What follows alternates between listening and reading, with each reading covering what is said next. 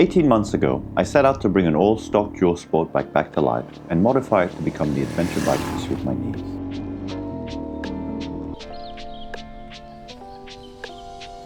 For those of you who are new here, I ride a 2005 DRZ400E with roughly 25,000 kilometers on the clock.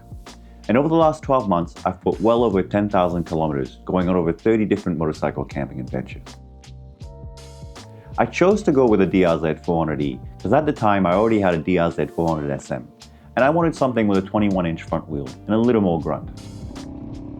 From the state of things on the bike, I could tell that this particular DRZ had seen very little maintenance since 2005, and after running into a few head issues, I went ahead and did a full top-end rebuild, full internals check, and full carburetor rebuild at about 14,000 kilometers. This is a piston head that came off the bike, and you can tell from the fitting that the engine was in desperate need of some love. Now I have the Moto with the electric start and the Kickstarter. The Kickstarter has saved me a few times already when I had head issues prior to the engine rebuild.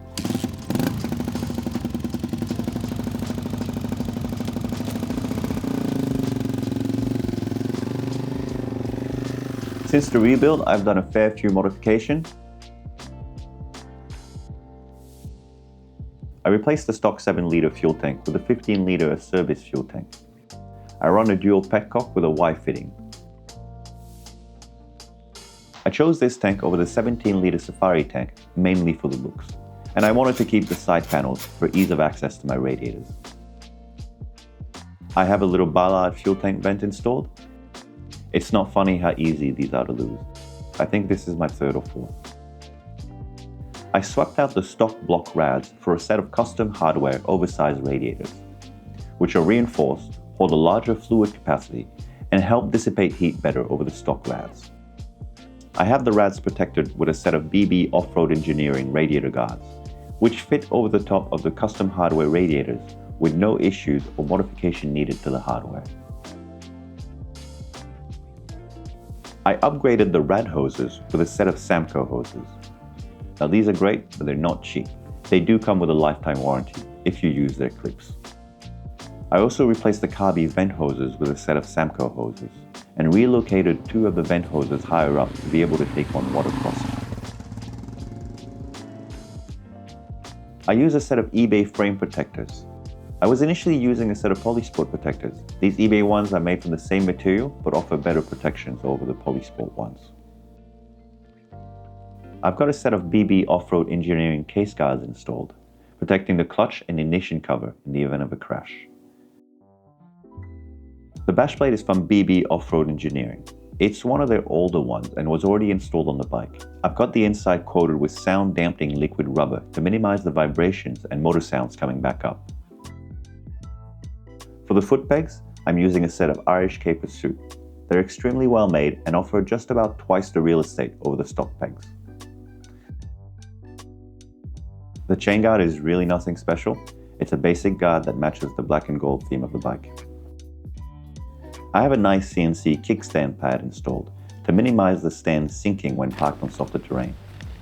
It's one of those small mods that really make a difference. I'm currently running a 44 rear sprocket with a 15 front. It gives me a good ratio for on and off road. I've tried different ratio, but I always end up coming back to this one. For the tires, I'm currently on my second set of Moto's Tractionator Rally. I was super happy with the first set, but initially I had issue with this set. It turned out my fork had twisted in a crash. My steering issue were resolved after a fork and wheel align. I've taken these tires on all sorts of terrain on and off road with very little issue. I've got these tires paired with a set of heavy duty inner tubes. I enjoy this combo, but I'll probably try a different tire combo for my next set. I initially serviced the fork and rear shock when I obtained the bike 18 months ago.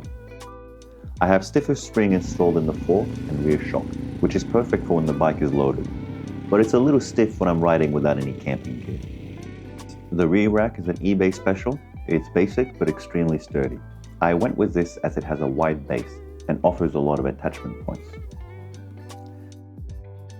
I replaced the 18-year-old seat foam with a Strike seat foam and a Blackbird Pyramid gripper seat cover.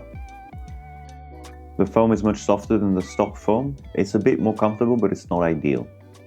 I intend to rat out a section of the seat foam and insert a gel pad to maximize comfort. I installed a DRC tail tidy and a set of LED indicators all around. If you plan on installing LED indicators on a DRZ, you will need to install both an LED flasher relay and a set of inline resistors for the system to work properly. My exhaust guard is from Giant Loop and came with my bag setup. It's solely there to not burn the plastic and my bags. I replaced the old stock bars with a set of Pro Taper CR mid-bend, which are the same height, bend and swoop as the original DRZ400 SM bars.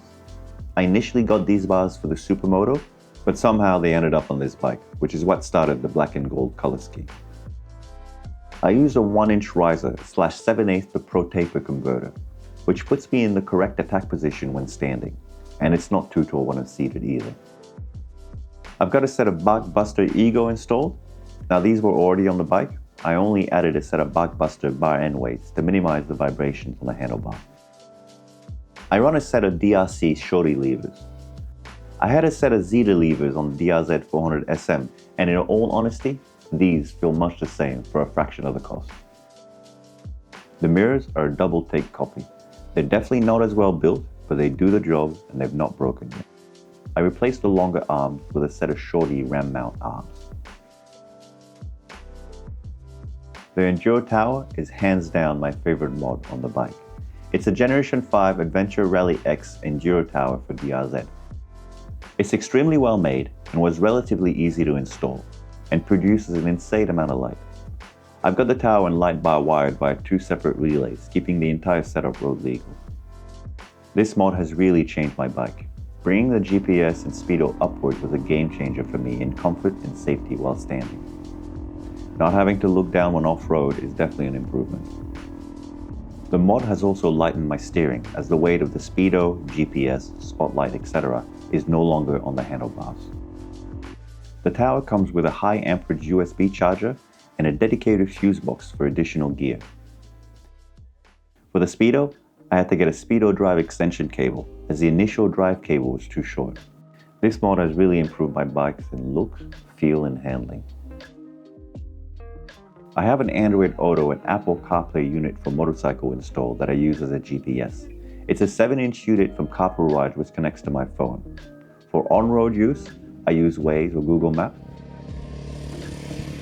For off-road use, I use Gaia GPS. Now I find that this combination of software works really well for me. Finally, I replaced the stock front fender with a Polysport Moto universal front fender. It's a little short, but I really like the looks.